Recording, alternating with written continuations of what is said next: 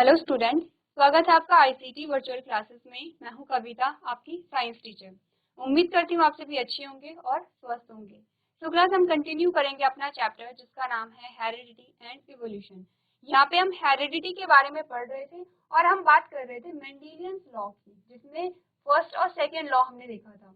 तो क्या कहता है फर्स्ट लॉ? हमने कहा कि जब यहाँ पे एक कैरेक्टर को लेके दो पेरेंट में क्रॉस कराया जाता है तो F1 जनरेशन में सिर्फ एक ही पेरेंट खुद को एक्सप्रेस कर रहा था और दूसरा पेरेंट अपने आप को एक्सप्रेस नहीं कर रहा था।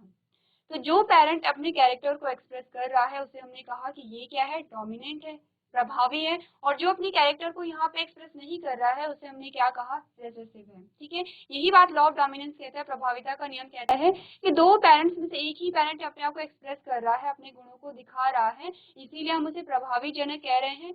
जो अपने कैरेक्टर को नहीं दिखा पा रहा है उसे हम अप्रभावी जनक यहाँ पे कह रहे हैं। सेकेंड जो इंपॉर्टेंट चीज आपको याद रखनी है इस लॉ में वो है रेशियो। जीनोटिपिक और फिनोटिपिक अलग अलग रेशियो की हमने बात की है। हमने कहा है अगर फिनोटिपिक रेशियो की हमने बात की 1:2:1 की हमने बात की, और अगर जीनोटिपिक रेशियो की हमने बात की, अगर हमने फिनोटिपिक रेशियो की बात की तो हमने बात की 3:1 की, और जीनोटिपिक रेशियो की बात की हमने की 1:2:1। ठीक है, अब आप ये जानते हैं कि फिनोटिपिक का क्या मतलब होता है। फिजिकल अपीयरेंस के बेसिस पे जो रेशियो हम दे रहे हैं, हमने क्या देखा, हमने कहा 3 लंबे थे, एक छोटा था। हमने क्या कहा 3:1 यहाँ पे हमारे पास क्या है, रेशियो आया है।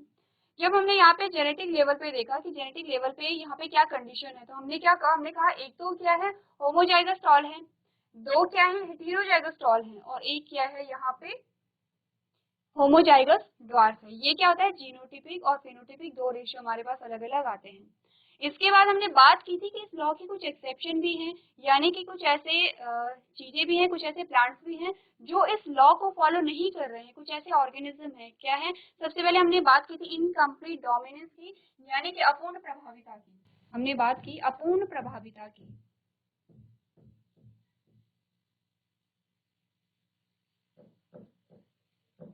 तो अपूर्ण प्रभाविता में हमने जो एग्जाम्पल लिया था वो है 4 o'clock प्लांट। यहाँ पे हमने क्या देखा, जब रेड फ्लावर वाले प्लांट को व्हाइट फ्लावर वाले प्लांट से क्रॉस कराया गया तो यहाँ पे हमें क्या देखना था, इसके अकॉर्डिंग तो यहाँ पे एक कैरेक्टर ऐसा होना था जो प्रभावी है, जो डोमिनेंट है, जिसमें अपने आप को एक्सप्रेस करना है अपन जनरेशन में। लेकिन यहाँ पे हमें क्या मिला, जब हमने रेड और व्हाइट को यहाँ पे क्रॉस कराया, हमने क्या किया, जब रेड और व्हाइट को हमने क्रॉस कराया, आप व्हाइट को या तो W से डिनोट कर सकते हैं या फिर स्मॉल r से डिनोट कर सकते हैं। ये है कि आपको समझ आना चाहिए, आप अपने आंसर को समझाने में कैपेबल होनी चाहिए। तो यहाँ पे RW हमारे पास आया है, तो वैसे तो ये रेड होना चाहिए क्योंकि डोमिनेंट को हम कैपिटल में यहाँ पे लिख रहे हैं, लेकिन हुआ क्या, यहाँ पे पिंक आ गया है।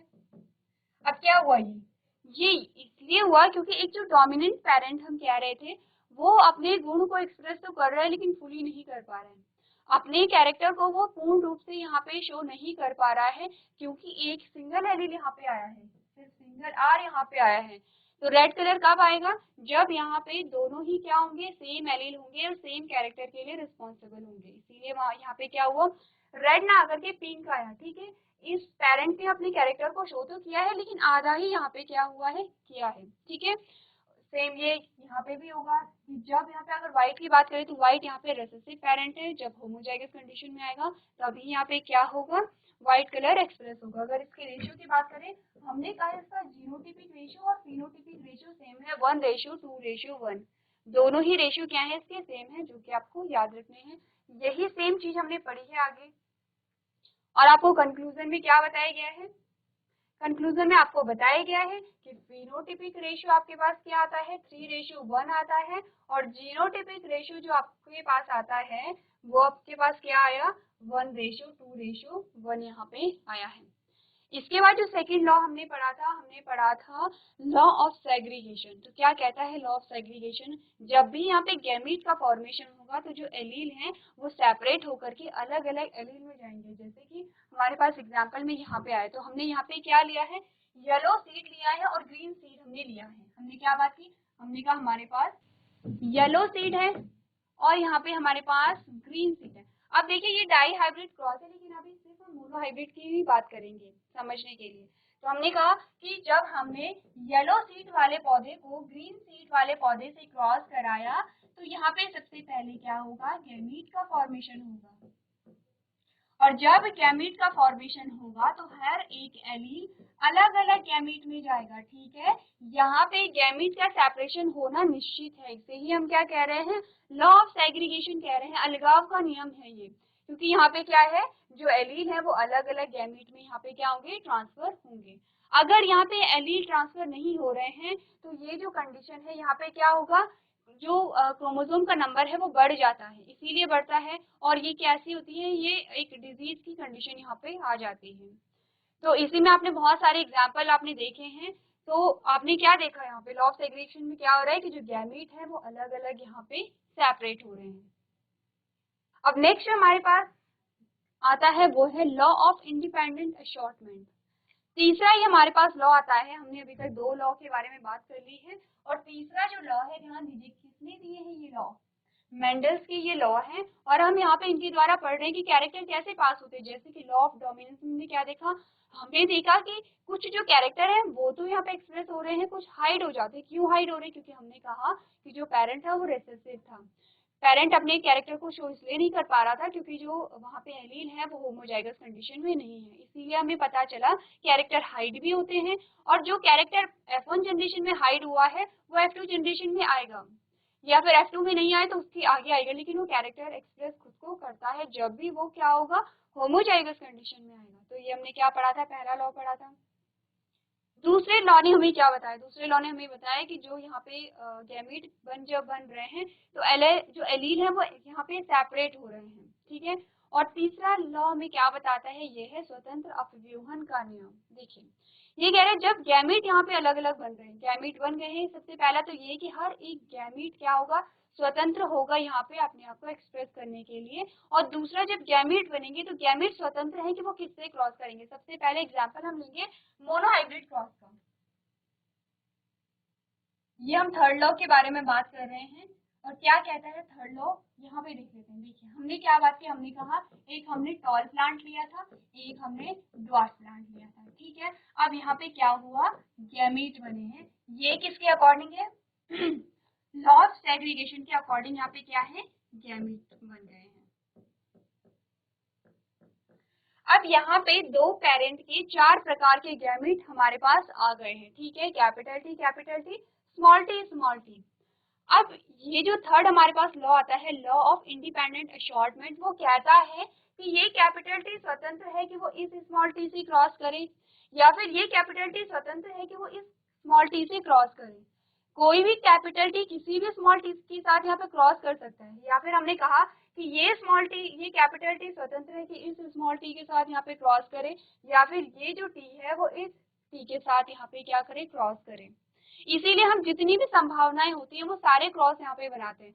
जब हमने पहला लॉ देखा था तो हमने सारे ही यहाँ पे जितने भी पॉसिबल क्रॉस थे वो बनाए थे। क्यों, क्योंकि यहाँ पे हर एक जो गैमीट है वो स्वतंत्र है, ये गैमेट इसके साथ फ्यूज करेगा या इसके साथ फ्यूज करेगा, इसके लिए ये स्वतंत्र है।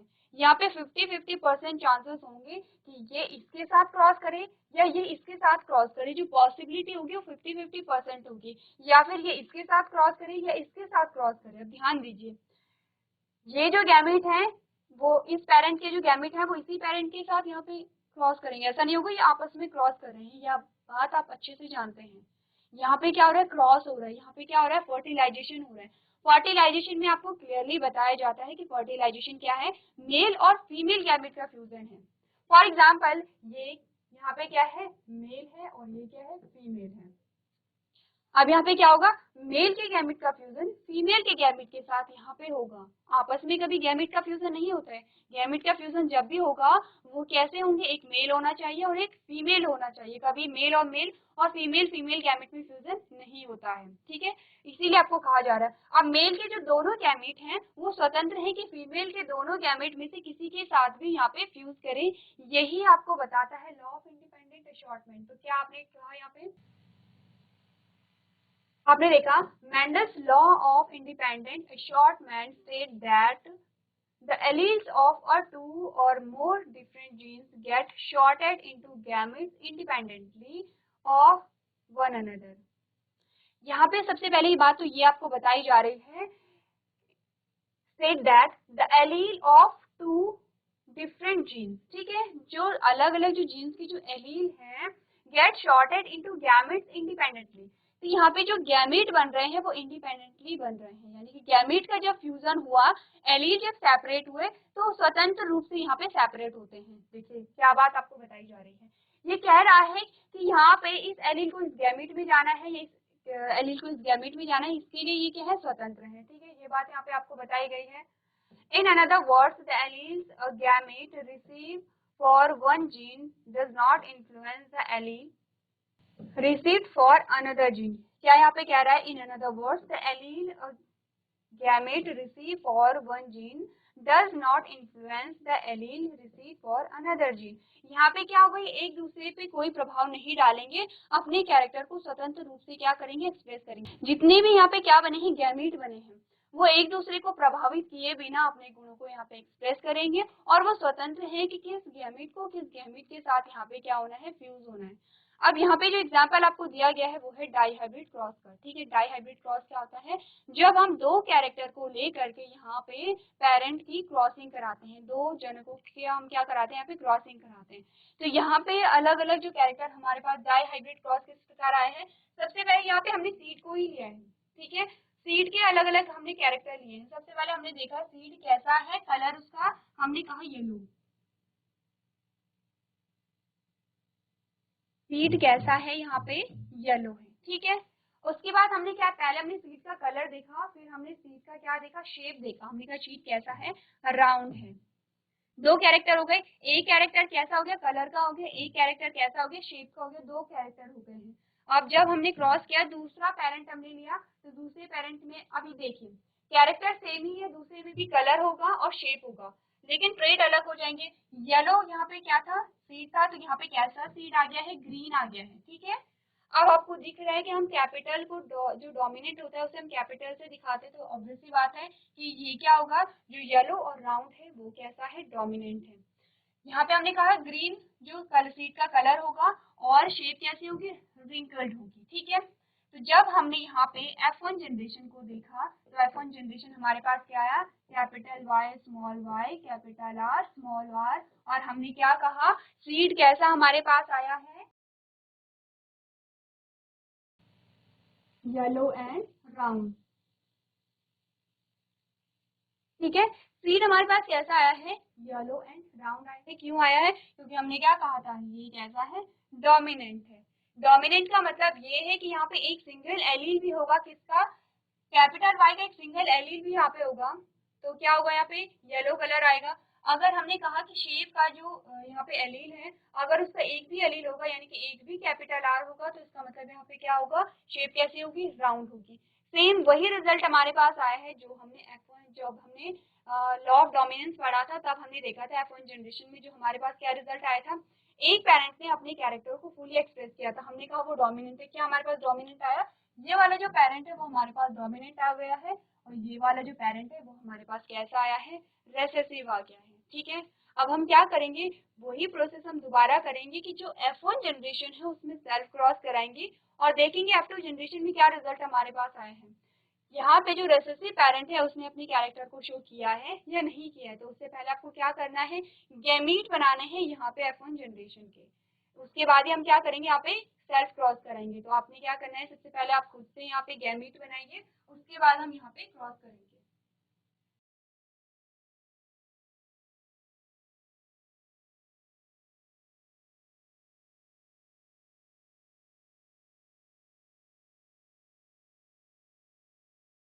चलिए अब हमने क्या करना है, सबसे पहले हमने गैमीट बनाने हैं, ठीक है। तो हमने क्या देखा था, जब भी हम यहाँ पे डाइहाइब्रिड क्रॉस की बात करेंगे तो हम यहाँ पे मोनोहाइब्रिड क्रॉस को हम देखते चले जाएंगे। तो हमने क्या बात की थी, देखिए सबसे पहले मोनोहाइब्रिड क्रॉस को देखेंगे, हमने क्या किया था मोनोहाइब्रिड क्रॉस में, हमारे पास यहाँ पे आया था कैपिटल टी स्मॉल टी, ये F1 जनरेशन हमारे पास आई थी, ठीक है। अब हमने कहा कि इसी का क्रॉस हमने किससे कराना है, F1 जनरेशन से कराना है, तो इसमें भी हमने गैमीट बनाए थे,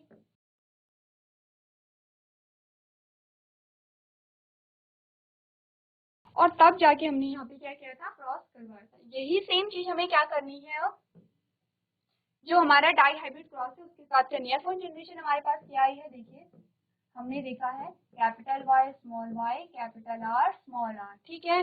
अब आपको ये ध्यान देना है कि क्या क्या इंडिकेट करते हैं। यहाँ पे हमने कहा कि F1 जनरेशन में कैसे बीज हमारे पास आए थे, जो पीले कलर के थे और जो गोल थे, ठीक है। अब यहाँ पे आपने क्या करना है, गैमीट बनाने हैं। तो कैसे आपने गैमीट बनाए, आपने देखा यहाँ पे हम चेकर बोर्ड के माध्यम से ये क्रॉस करवाएंगे।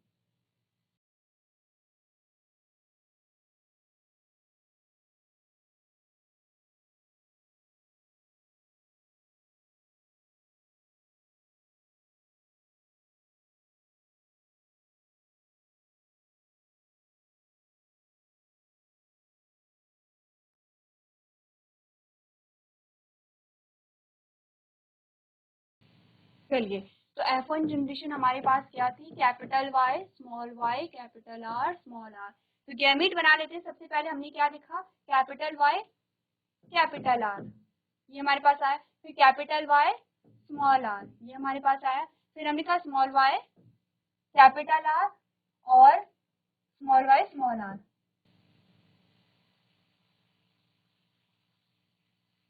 यहाँ पे हमारे पास गैमीट आ गए हैं। हमने क्या कराना है, इसी का क्रॉस किससे कराना है, capital Y small y capital R small r से हमें कराना है। तो सेम यही चीज हम यहाँ पे लिख लेते हैं। यही गैमीट हमारे पास यहाँ पे भी आ जाएंगे, capital Y capital R capital Y small y capital R और स्मॉल y स्मॉल r।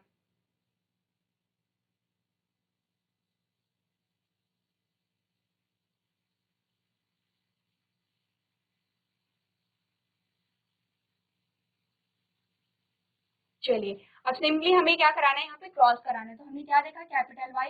अब देखिए जो एलील है उसे आप साथ में रखेंगे, यानी कि जो सेम कैरेक्टर के लिए, जो सेम ट्रेट के लिए जो एलील होंगे उन्हें हम साथ में रखेंगे। जैसे कि Y किसके लिए है, सेम ट्रेट के लिए है, तो हम इन्हें क्या करेंगे, एक साथ लिखेंगे। और जो कैपिटल R है वो सेम ट्रेट के लिए, तो उसे हम क्या करेंगे, एक साथ लिखते हैं, ठीक है। तो हमने क्या लिखना है, हमने पहला हमारे पास आया capital Y capital R capital R। अब ध्यान दीजिए, यहीं पे हम देखने लग जाते हैं कि हमारा रिजल्ट क्या आता है। ये हमारे पास क्या आई है, F2 जनरेशन की बात चल रही है।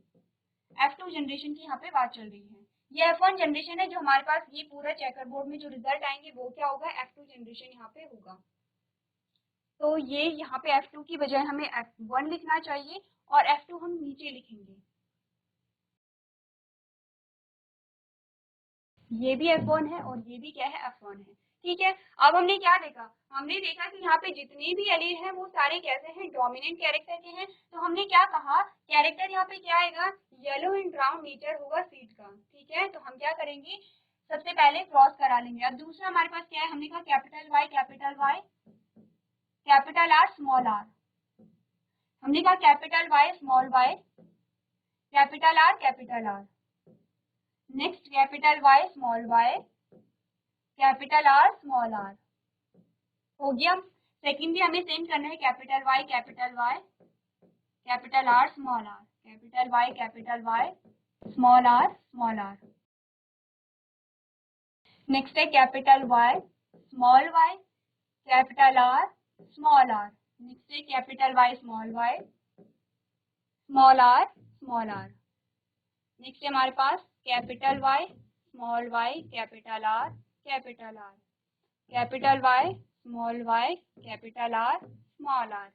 नेक्स्ट है small y capital R capital R small y capital R small r। देखिए अब ध्यान दीजिए, इसका इससे चल रहा है इन सब से, इसका इन सब से चल रहा है, इसका इन सब से चल रहा है, अब इसका इन सब से यहाँ पे चलेगा। हमारे पास क्या है, capital Y small y capital R small r capital Y small r small r। Next हमने कहा small y capital R small r। Last हमारे पास क्या आया, सारे देखिए स्मॉल में आएंगे, स्मॉल y स्मॉल r, ठीक है।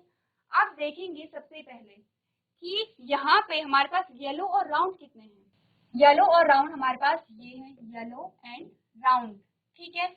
ये भी हमारे पास येलो और राउंड होगा। देखिए जहां पर भी कैपिटल Y कैपिटल R आया वो येलो और राउंड होगा, ठीक है। दो हमारे पास येलो राउंड हो गए हैं, ये भी हमारे पास येलो और राउंड होगा। और ये भी हमारे पास येलो और राउंड होगा। ठीक है, अब हमने कहा ये भी येलो और राउंड है। अब देखिए ये येलो तो है, इसे दूसरे कलर से हम दिखाएंगे, ये येलो तो होगा लेकिन कैसा होगा, राउंड नहीं होगा बल्कि रिंकल्ड होगा। तो रिंकल्ड को हम कैसे लिखेंगे, हम W से लिख देते हैं रिंकल्ड को। ठीक है, तो ये क्या होगा, येलो और रिंकल्ड होगा। अब ये हमारे पास क्या आया, हमने कहा ये कैसा होगा, येलो और राउंड होगा। देखिए येलो और राउंड है, ये भी हमारे पास कैसा आया है, येलो और रिंकल्ड हमारे पास आ गए हैं। तो हमने कहा ये है येलो और कैसा है, रिंकल्ड है। ठीक है, नेक्स्ट हमारे पास क्या आया, सेम वही आया है, येलो और राउंड हमारे पास आया है, ये भी येलो और राउंड हमारे पास ये आया है। अब देखिए यहाँ पे चेंजेस क्या आए हैं, यहाँ पे कैसा होगा, जो सीट का कलर है वो तो ग्रीन है, जो सीट का कलर है वो कैसा है, ग्रीन है, और शेप कैसा है, राउंड है। ध्यान दीजिए, ग्रीन कलर का सीट है और शेप कैसा है, राउंड है। यहाँ पे हमने क्या बात की, हमने कहा, यहाँ पे हमने क्या बात की, हमने कहा कि जो सीट का कलर है वो कैसा होगा, ग्रीन है, वो भी, ये भी राउंड है, सेम होगा, ग्रीन और राउंड हमने कहा। ठीक है, ये हमारे पास क्या आया, येलो आया और राउंड आया। ये हमारे पास कैसा आया, येलो तो है लेकिन कैसा है, रिंकल्ड है, yellow and wrinkled, yellow and wrinkled. ये हमारे पास कैसा आया, हमने कहा ग्रीन है लेकिन राउंड है, ग्रीन है लेकिन राउंड है। और एक हमारे पास, ये हमारे पास कैसा है, देखिए यहाँ पे हमारे पास recessive parent as it is आ गया है, कैसा आया, हमने कहा ग्रीन है प्लस कैसा है, रिंकल्ड है। ध्यान दीजिए, ठीक है। अब यहाँ पे हम देखेंगे हमारे पास रिजल्ट क्या क्या आए हैं, ध्यान देंगे, हम कहेंगे येलो और राउंड। ठीक है, फिर हमने क्या बात की है, येलो और रिंकल्ड की, येलो और रिंकल्ड हमारे पास आया है। फिर हमारे पास ग्रीन और राउंड आया है, ग्रीन और राउंड हमारे पास आया है। और हमारे पास क्या आया है, यहाँ पे ग्रीन और रिंकल्ड आया है। अब देखते हैं कि किसमें कितने हमारे पास यहाँ पे रेशियो आए हैं, कितने हमारे पास ऑफस्प्रिंग येलो राउंड आए हैं, कितने येलो रिंकल्ड आए हैं, कितने ग्रीन राउंड आए हैं और कितने ग्रीन रिंकल्ड यहाँ पे आए हैं। सबसे पहले ग्रीन येलो और राउंड को देखेंगे, 1,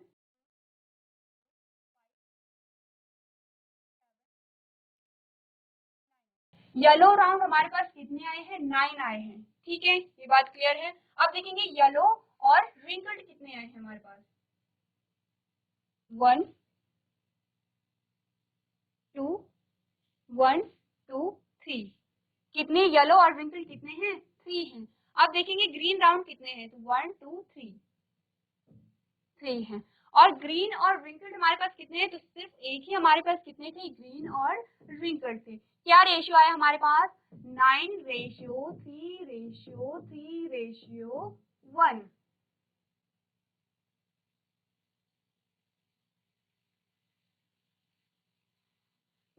ये हमारे पास रिजल्ट आया। अब ध्यान दीजिए, हमने इतने सारे, हमने यहाँ पे कितने बनाए हैं, 16 ऑफस्प्रिंग को हमने यहाँ पे बताया है। और हमने क्यों इतने सारे ऑफस्प्रिंग को यहाँ पे बताया है, हमने क्या कहा था कि जितने भी गैमेट यहाँ पे बनते हैं, देखिए यहाँ पे 8 प्रकार के गैमेट बने थे, 4 इधर बने थे, 4 इधर बने थे। ठीक है, अब यहाँ पे हमने कहा ये स्वतंत्र है कि इसके साथ फ्यूज करे या इसके साथ फ्यूज करे या इसके साथ फ्यूज करे या इसके साथ फ्यूज करे। ठीक है, तो हमने क्या देखा, हमने सारी पॉसिबिलिटी बना दी है। यहाँ पे हो सकता है कि इसने इसके साथ फ्यूज किया होगा या इसके साथ फ्यूज किया होगा, या इसने इसके साथ फ्यूज किया होगा या इसने इसके साथ फ्यूज किया होगा। यानी कि हर एक गैमेट यहाँ पे स्वतंत्र है कि वो उसे किस गैमेट के साथ फ्यूज करना है। बस शर्त ये होनी चाहिए कि जो मेल गैमेट होंगे वो फीमेल गैमेट के साथ ही फ्यूज करेंगे। तो हमने सारी पॉसिबिलिटीज यहाँ पे बना दी है। ठीक है, और हमें यहाँ पे क्या मिला है, नए कॉम्बिनेशन आपको देखने को मिले हैं। देखिए ध्यान दीजिए, येलो और राउंड हमारे पास थी पहले से, जो पेरेंट हमारा था वो येलो राउंड था। ठीक है, और ग्रीन और रिंकल्ड हमारे पास यहाँ पे पेरेंट्स थे, यही हमने देखा है। हमने येलो राउंड को देखा। ध्यान दीजिए, ये लॉ ऑफ सेग्रीगेशन की बात नहीं चल रही है, आप कंफ्यूज नहीं करेंगे। लॉ ऑफ सेग्रीगेशन की बात नहीं चल रही है, लॉ ऑफ इंडिपेंडेंट असॉर्टमेंट की बात चल रही है। ठीक है, यहाँ पे हमने वही बनाए हैं जो हमारे पास यहाँ पे आगे जो हमारे पास ये जो चेकर बोर्ड है हमने यही सेम बनाया है यहाँ पे, ठीक है। तो हमने क्या कहा, ये हमारे पास ऑलरेडी प्रेजेंट था, ये हमारे पास ऑलरेडी प्रेजेंट था, ये दोनों पेरेंट थे हमारे पास, ठीक है। ये पेरेंटल कॉम्बिनेशन हमारे पास आ गए हैं। ये जो हमारे पास दो नए कॉम्बिनेशन आए हैं, येलो और विंकल्ड, ठीक है, और ग्रीन और राउंड, ये हमारे पास नए कॉम्बिनेशन आए हैं। इसीलिए कहा जाता है कि सेक्सुअल रिप्रोडक्शन में वेरिएशन आती है, विविधता आती है, आपको देखने को मिल गई है, विविधता आ गई है यहाँ पे, ठीक है। क्योंकि यहाँ पे क्या हुआ, नए कलर का कॉम्बिनेशन हुआ। अगर हम बात करें येलो, तो येलो कैसा था, डोमिनेंट पेरेंट था। रिंकल्ड कैसा था, यहाँ पे रिसेसिव पेरेंट था। तो पहले हमने क्या देखा कि येलो और राउंड साथ में थे, दोनों डोमिनेंट थे, और ग्रीन और विंकल्ड साथ में थे, दोनों रेसेसिव थे। यहाँ पे क्या हो गया, जो कैरेक्टर है उनकी मिक्सिंग हो गई है, अदला बदली हो गई है, ठीक है। यहाँ पे भी सेम हमने देखा, हमने कहा ग्रीन कैसा था, रेसेसिव था, राउंड कैसा था, डोमिनेंट था। तो यहाँ पे हमें नए कॉम्बिनेशन देखने को मिले हैं। तो इसी प्रकार से आप क्या करेंगे, क्रॉस करेंगे यहाँ पे।